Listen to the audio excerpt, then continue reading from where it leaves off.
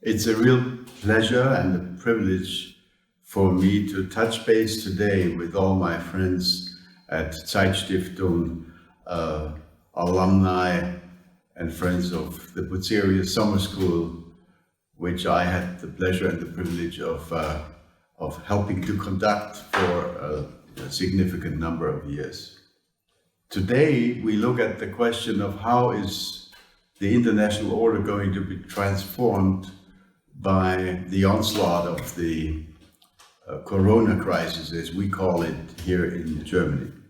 Let me start by quoting an American intellectual, Bob Kagan, who argued, even before the crisis broke out, the jungle is growing back. We have had tendencies of fragmentation, of disintegration of the existing post-war international, liberal international order, long before the crisis broke out. Now, the crisis, in my view, has tended to accelerate pre-existing conditions, pre-existing trends. And unfortunately, I'm sorry to say, most of the pre-existing trends in international relations, in international strategy, in international security, have been more on the negative than on the positive side. This is why the pandemic crisis is correctly seen and interpreted as accelerating negative trends. Just before the crisis broke out, we defined the motto of this year's Munich Security Conference as Westlessness, with or without a question mark.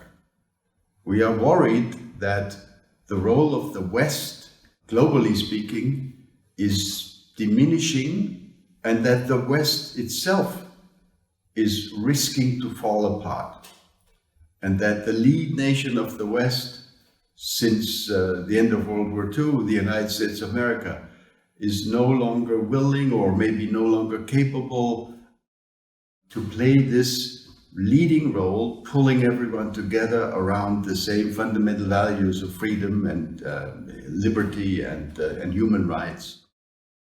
So this is truly a challenging, historic moment with troubling perspectives for international security, militarily speaking, in cybersecurity, manipulating elections, undermining democracy, undermining consensus, not only in the transatlantic community, but throughout the globe.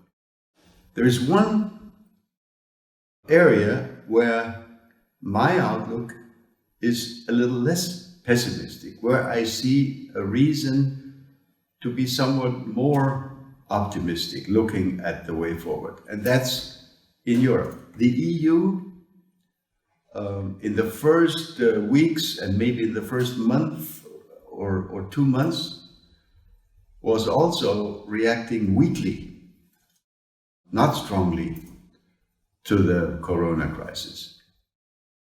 We closed our borders, we refused to help each other. But I think we have learned from this disaster in recent weeks.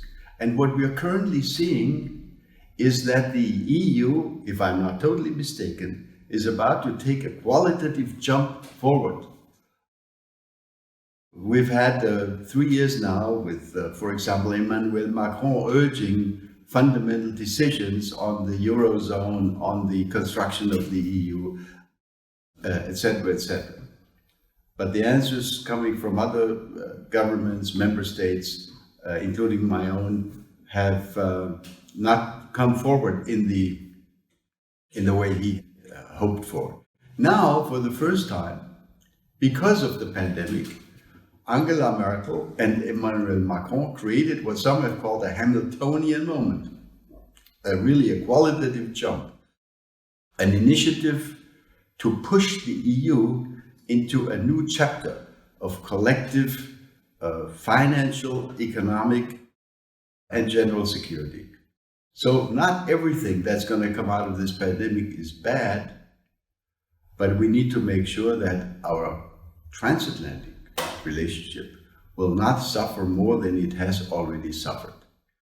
It is so important that the transatlantic partnership be preserved, because it is the one and only chance we have to make sure that the belief in freedom, in a liberal system, in democracy, in human rights is not only shared among the 28 or in the future maybe more member states of the European Union, but shared by global partners, including the United States of America, including Canada, including maybe Australia, New Zealand, and others in Asia.